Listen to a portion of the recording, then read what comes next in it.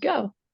Welcome back to the Canadian Spartan Podcast. We're very excited to have a different sort of topic to bring you guys tonight, primarily on fueling and nutrition. So we've got Susan Snitynski. Did I say that right? Awesome. Yes, Yeah, that was awesome. She's with us tonight. She is a Spartan racer in the elite division, an age group DECA racer, and we're just really excited to hear and learn from her tonight. So welcome, Susan. Why don't we start by having you introduce yourself and tell us a little bit about how you got started in your Spartan journey.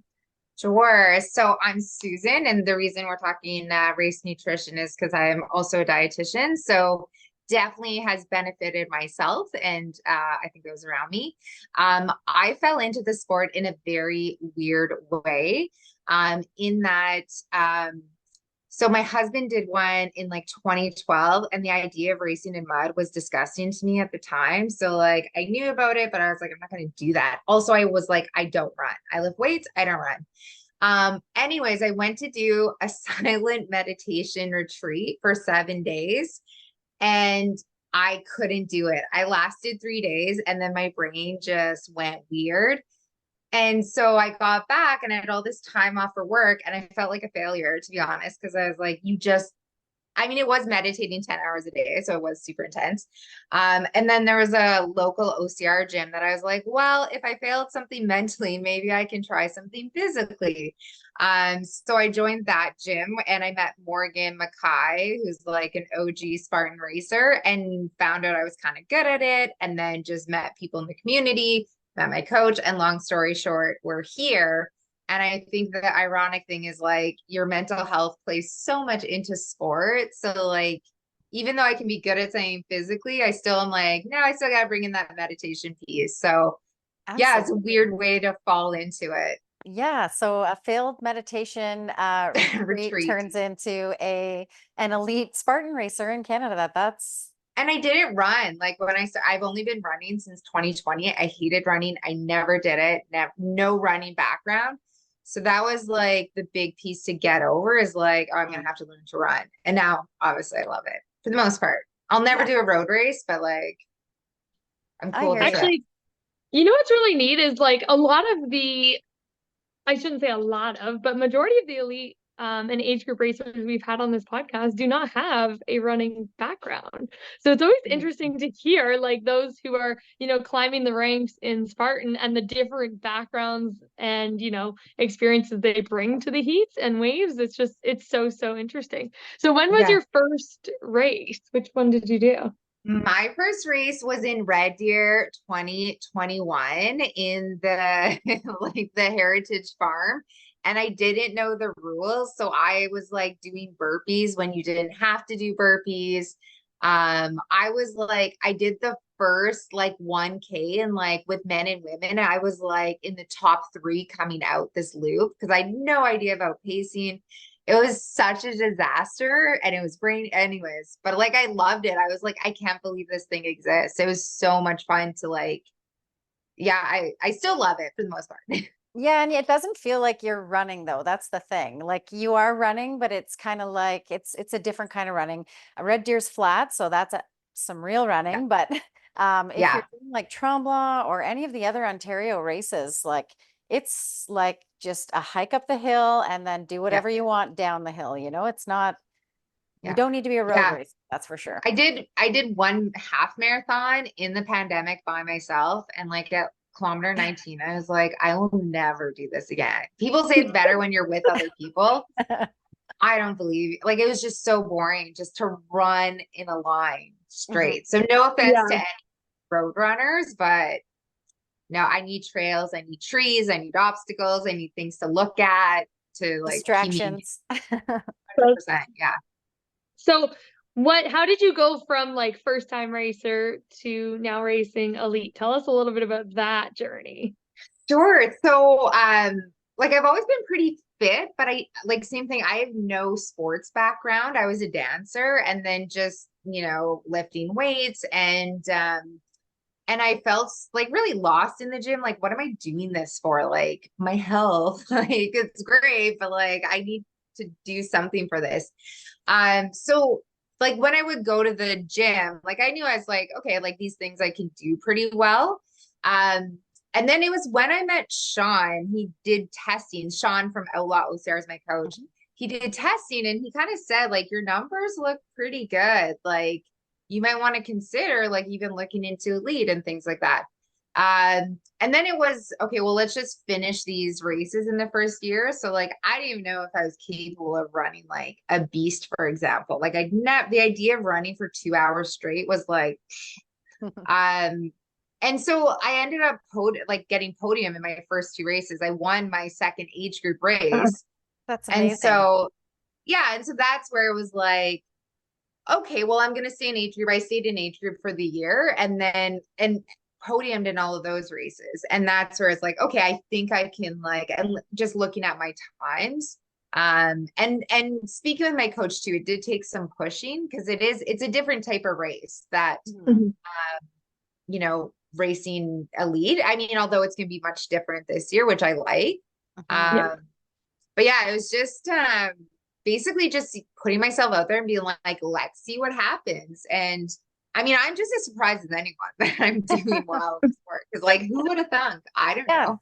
So Crazy. just for anybody that doesn't know Susan or doesn't follow Susan on Facebook or Instagram, wherever you are, Susan has actually podiumed quite a bit in Spartan racing since your debut and in elite as well. So, and that's quite a feat to do in Canada. We've got some pretty hardcore female racers in that mix, and it's a high stakes race. So Susan is definitely she's a big deal. So. Oh, none of it's going well. Yeah, I had my first elite win this year in Tremblant, and that's just like that moment is like it's really cool to be like just like, wow, I worked so hard for this, and just to see, and honestly it came down to a spear throw. I'll say those spear throws can really, you know, fighting for first and second there, but it worked in my favor that race.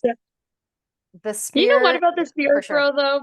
I am like the one person who I think it is a good representation of athleticism because especially at Tremblant, they put it like at the very end. You're so compromised. You're so tired. You're mentally like, oh my God, I just want to be done. And now I don't only need to be focused, I need to be accurate, and I need to make sure I have enough power to get this thing to the target. So I do think as much as everybody's like, oh, it was like the spear throw, I'm like, yeah, there's a lot involved. So good for you, Susan, because obviously I'm with you. It's like a biathlon, you know, like slowing your heart rate and like, you know, because I go into race brain too, where you're just totally zoned out and being like, okay, let's engage now and like focus and plus just the nerves and jitters of like having it. So, and nothing feels better than like landing a spear throw. Like any obstacle is like whatever. But if you land a good spear throw, that's what you remember is like those spear throws. It's true. So, it's true. So accurate. And it's hard to like, especially at Tremblant, like it was in the last, like there was maybe like a kilometer left after the spear throw, max kilometer and a half. So like the idea of slowing down at that point in the race on a tight race, it's tough. Like you don't want to slow down for a hot second to focus, but like they forced you to. So good for you. That's awesome. When you race, do you do A race, B race, or do you do the whole trifecta weekend in elite? Yeah. So I would say prior to this year, I had like the idea of A race, B race, all that. But honestly, when I go out, they're all A races. Like, I can't adjust.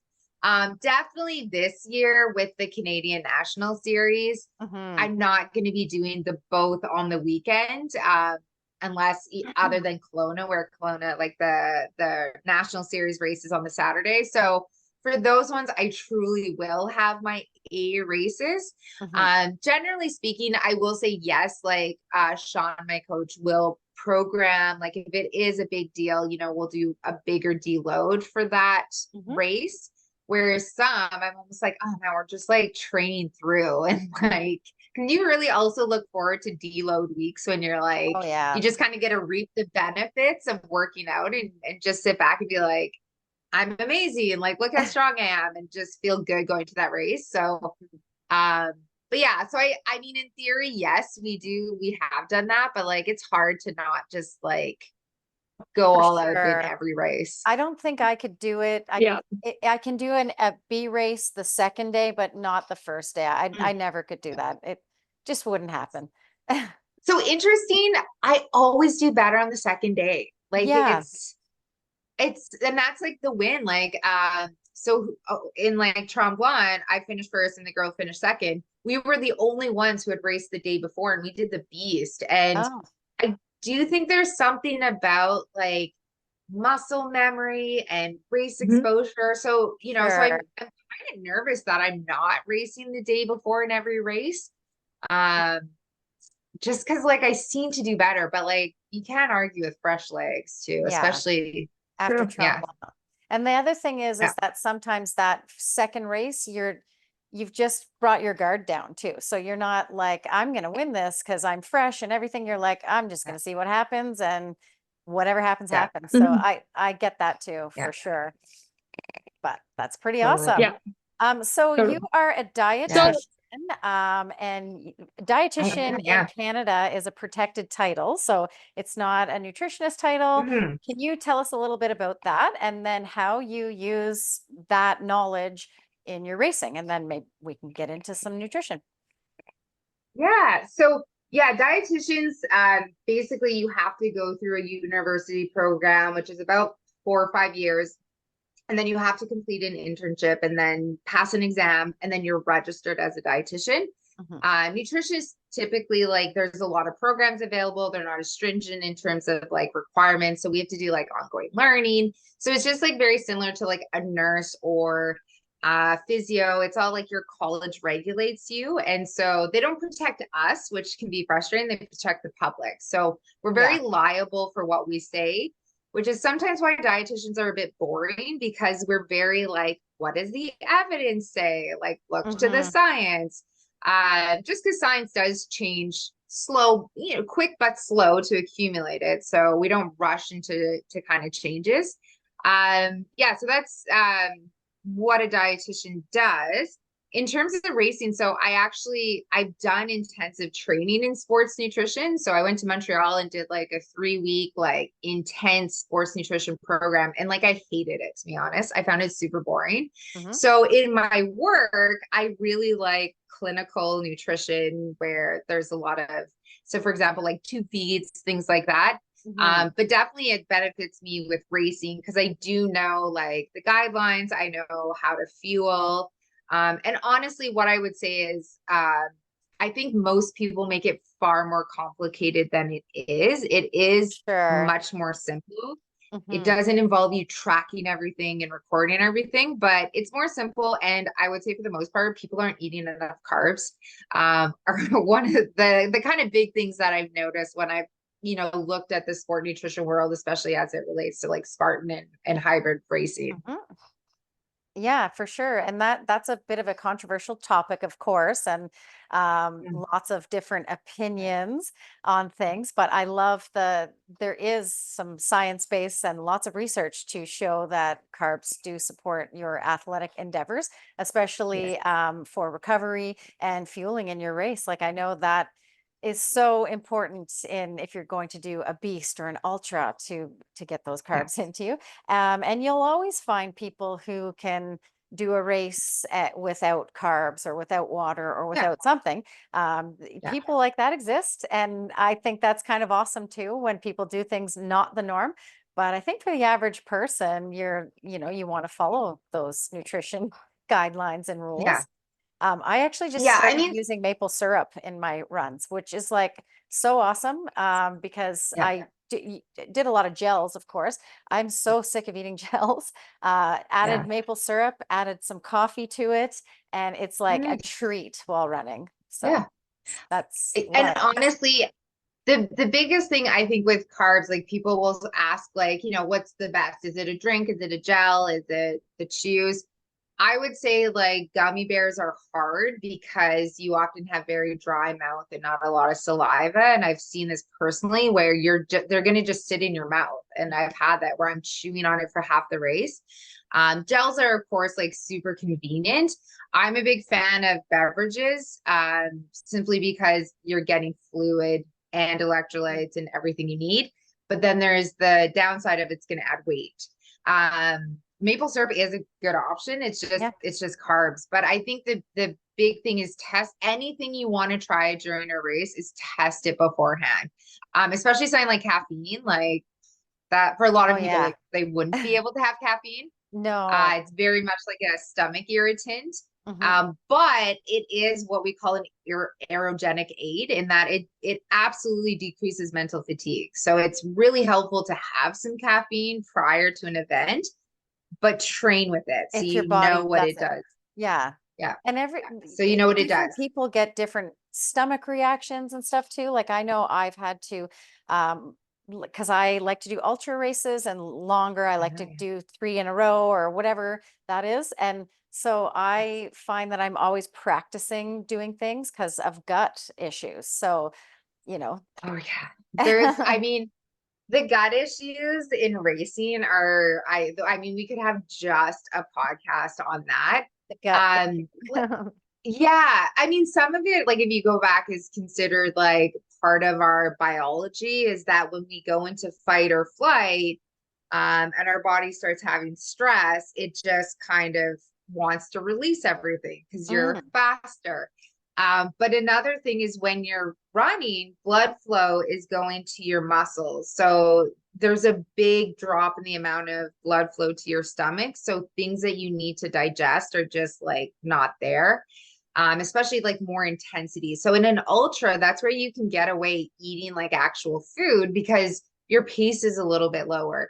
And I will add, like, even when people talk about like carbs and the role of carbs, the only type of athlete that can get away with like using more fat for fuel are your ultra racers, just because the pace is a bit lower. Something like DECA and it's all like your body needs such fast energy that like fat is completely useless. Like you just need quick carbs. I forget the question what we were talking about, but anyways, that was hopefully that gives some answers to whatever was asked. You know what, we could go with so tell us what you do like morning of, what's your like morning nutrition routine race day. Yeah. So I've been a creature of habit, but I've been experimenting a bit.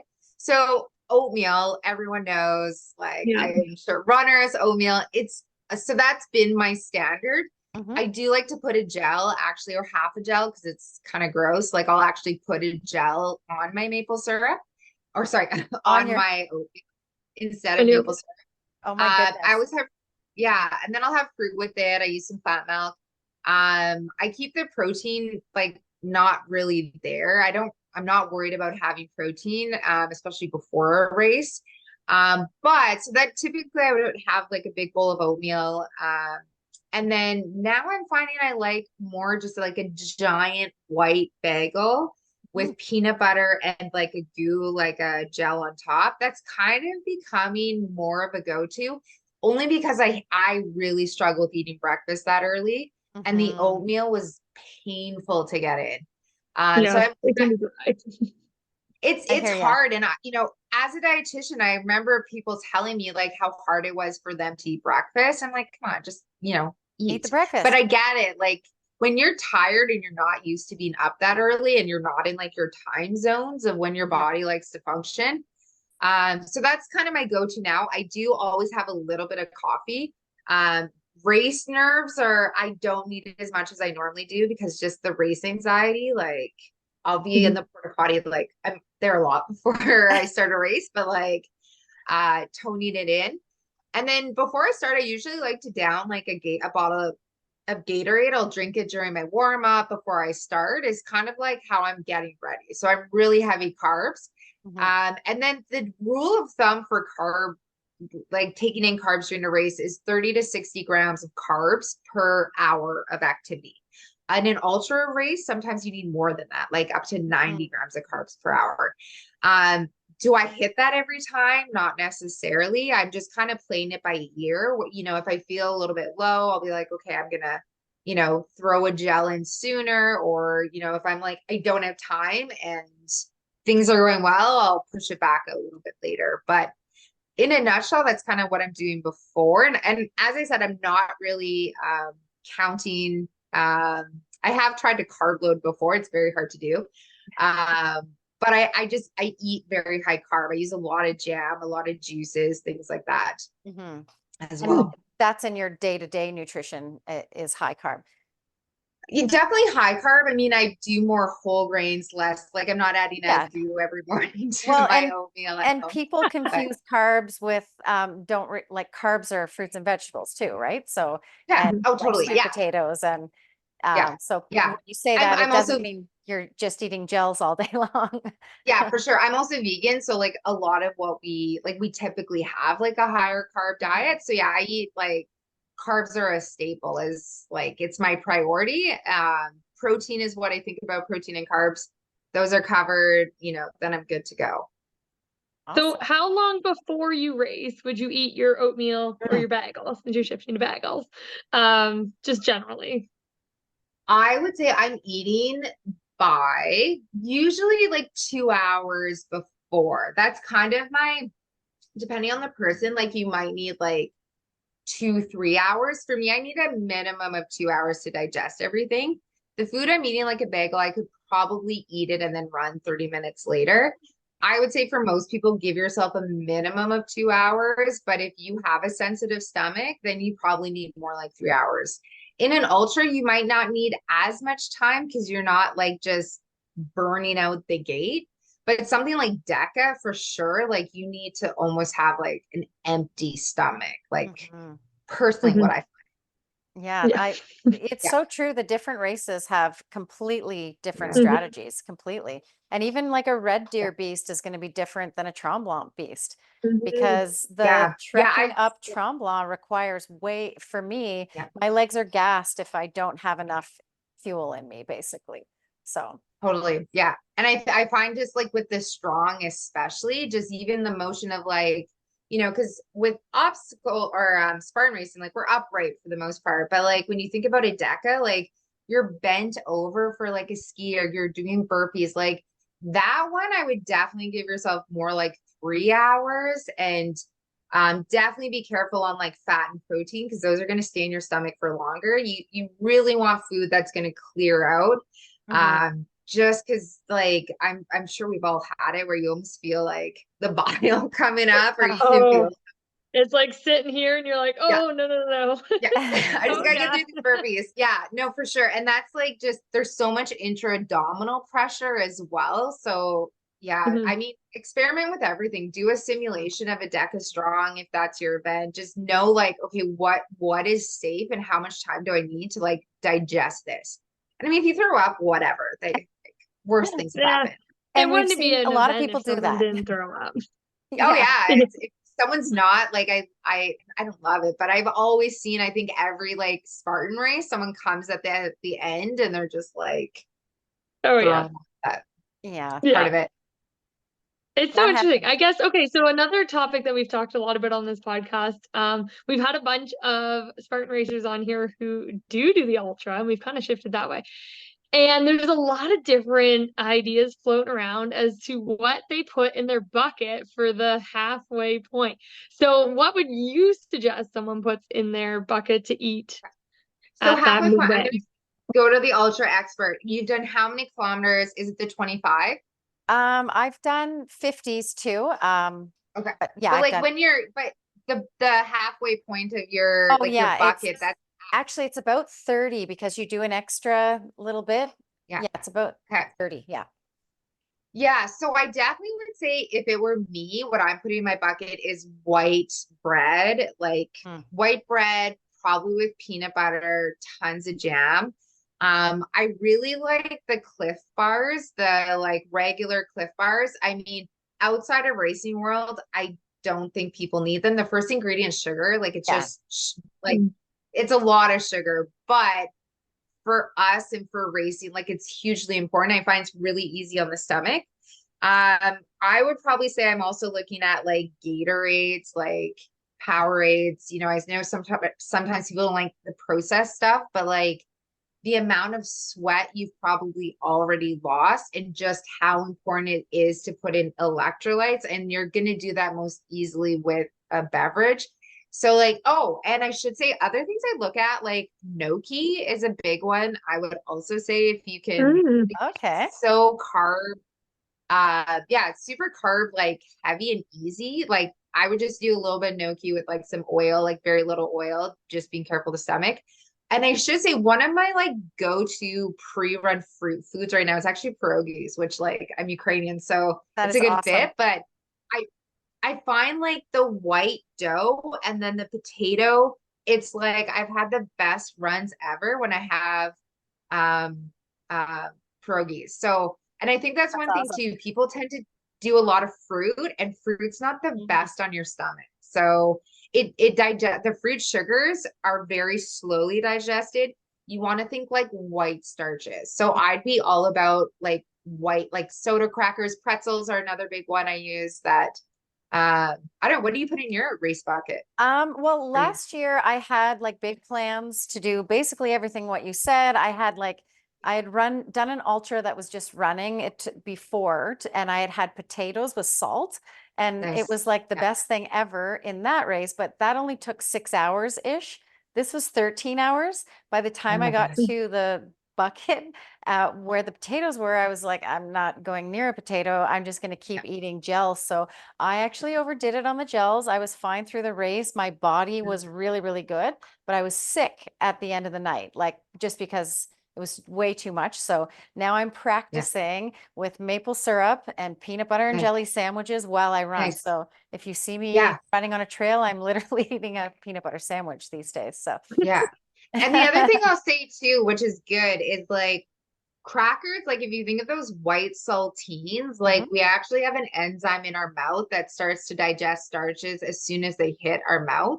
So Oh, when you have something just like a white cracker, and you can do it, you can put it in there and it'll just start to dissolve. I like those because you don't have to like stop and eat them. You can just yeah, pop a cracker in, have a little sip. Those are really helpful, like just a little package of soda saltines that's a good when you're idea. running too. Mhm. Just because of the salt. But yeah, anything like white starchy is like, Yeah, yeah, and I didn't used to do that. I did, but now I'm really just practicing yeah, putting things that are real, a little bit more real food, yeah. just because I overdid it. And also some of those gels now, I have a hard time looking at them. I'm the type of person who eats the same thing for like 6 months, and then it's the most disgusting thing I've ever eaten for the next six I do months. that too. Yeah, Yeah, so no, Yeah, I I do it too. 1,000%. There's one gel flavor I like, and I'm terrified for what's gonna to not like happen it. when I don't like it. But maybe if I go back and then I like start at the beginning again, maybe I'll like rediscover that I'm okay with other flavors. Yeah, you can, Yeah. sometimes I can talk myself out of it. It's really funny how mental everything is too. But I think going back for a second ultra in the same place, putting that much into it, I just will know to eat now because of how I felt. So I can trick myself to say, yes, this is disgusting and you don't want to eat, but do you want to feel terrible all night long like the last time? So yeah. Yeah. It Yeah. ended, it And was it's good helpful. though. It Yeah. stayed, my race was fine. I thought I was doing great. I was like, wow, like my legs are for doing all of this stuff. They're actually okay-ish. But then at night, like 10 o'clock hit and I was like, felt like I had been Yeah. hit by a truck. So Yeah. And gels, I find do that a bit. They do like afterwards, I won't feel great until I get like real food into me, and then I'll feel a bit better. So gels are tricky. They're just so convenient. mhm. Uh, but I'm not. No, I always whenever I'm in a race and I see like Beast goes this way and Ultra goes this way, and it's usually Like like back up a that way. mountain. That's where I'm in my head. I'm like, oh yeah, I'm never gonna do this. This is a nightmare. Like I'm always like that. Why? Why was? Yeah, I what? mean, It's true. I I agree. yeah. I mean, but I said I would never run. Here we are. Yeah. So I know. I'll I probably do it at some I point. do the exact same thing with everything I do. I'll just watch people doing stuff and go, "Oh, wow, that's really cool for them. I won't do that. That's ridiculous for me. I don't want to do that." And then I'll see it a few times and then I'm signing up for that thing. So, Yeah. Yeah. Why yeah. not? Right. Yeah, Yeah, you might as well. But Tremblant is a for hard sure. one, Well, especially winning that one. That's really great that you were able to do that. That's a difficult mountain. So, Yeah, I found that the 10K was just much better than, and I used to think 10K was my worst like race, but I don't know. I've had like, I think it depends on the venue. Like my worst race ever was Kelowna and that altitude. And I was like, I'll never go back to Kelowna. And I'm going back to Kelowna. So I don't know, because altitude's a whole different ballgame. So we'll see how it goes. But it yeah, is totally. Yeah, totally. And does the altitude affect your planning in regard to nutrition? Does that change anything for you? Just out of curiosity. not for nutrition. What I found, I don't know if you guys have raced at altitude before. Like I'd never done it, and I get mm, really bad migraines, and I found like there's just like a lot of pressure. yeah. So I kind of felt just like a bit sick, like almost like if you're Mm. flying a little bit, and when you're coming in, I Mhm. don't do well like during that part. And then just what I've read, and I'm not an expert, but that your power output when you race altitude goes down a lot. And like I noticed that later that I was like, instead of like running certain hills, I was like walking it where I normally wouldn't do that. Mm. So I don't think my nutrition will necessarily change, other than if the effort goes up, then I do take more gels based on that. But I Mhm. think it's just trying to stay like engaged, which is like the Mhm. hardest to do in racing, is to Yeah. keep your mind engaged. But that's what I think I have to do, is really pay attention to the terrain and like the effort I'm putting in. But Mhm. Mhm. we'll see how it goes. That's awesome. No, I've never actually raced at altitude. I'm more of like a 9 minute or less kind of anaerobic girl compared to you guys out here crushing Yeah, Oh, but I love that too. you can still right? throw down a beast, though. We've seen you throw down a beast. Yeah. Yeah. Yep. I like the DECA strong teams. Give me a sub 10-minute race and I'm your I'm girl. I'm really looking forward to my first DECA strong teams, and I'm not doing not doing the bike. I'm just like, oh my gosh. Like Okay, well, I'm speaking of the bike, I yeah, have to give a shout out to my co-ed team relay partner, Kevin Gregory, because he just raced in Knoxville I and watched. in the team relay Yeah, crushed the bike in 12 seconds. yeah. Ugh. How Yeah, how? I That I know. don't just know. Maybe we should ask him what he eats. I Yes. wonder, Speaking like, of nutrition. has he thought about like his like rack? Like, I'm just like, what's the fastest time? Because he's got to be 12 like, seconds is the fastest in a DECA race now. but Like, I and wonder, this isn't like, a race compromised. yeah, I honestly wonder if if he just did like, let's say like fastest 25 calories ever on record, like fresh legs, like what could he do? I don't know. I'll ask him. Yeah, I'll we Yeah, make him do it. We'll get him challenge him to do to that. it. Everyone Or wants maybe to we'll know. bring him on here and ask him to do it live for us. And we'll Oh tell my God, I would love that. That should be pay-per-view to watch him It like should do be. like It I should would be. love it. It's like a work of art watching him do that, because it's I just know. You yeah. know what though? Hit like the amount of intake of nutrition he has. I've seen that guy eat, and Mhm. holy, yeah, let me tell yeah. you, Yeah, He it's knows what not a he's small doing. amount. it's so Yeah, make he's or break, fueling. though. Like you don't Yeah, realize it until is. you've been Yeah, racing for a long time how much better you can do with proper fueling, because Yeah. most athletes, especially Spartan athletes, they'll just do whatever. You can do it without food, you can do it without water, but it's just how well you can do it when you're properly fueled. Hmm. But that I yeah, find it takes a lot of sorting it out on your own and listening to yeah, people who know what they're talking about as well, and Yeah. finding for out what sure. they Well, do. And I and mean, the that's other why thing, this is go so ahead. awesome to have you on here, Susan, because Mhm. Yeah, no, we haven't had anybody come on here and talk about this. Like it's all just been, yeah, this is what I do, this is what I've yeah, tried, Yeah. but like hearing actual, yeah.